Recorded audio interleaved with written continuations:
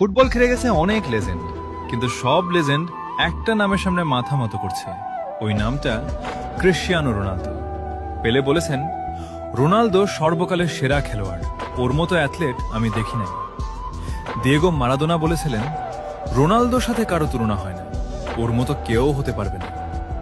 Zidane বলেছেন, Ronaldo আমার দেখা সর্বকালের সেরা খেলোয়াড়, ওর মেন্টালিটি অবিশ্বাস্য।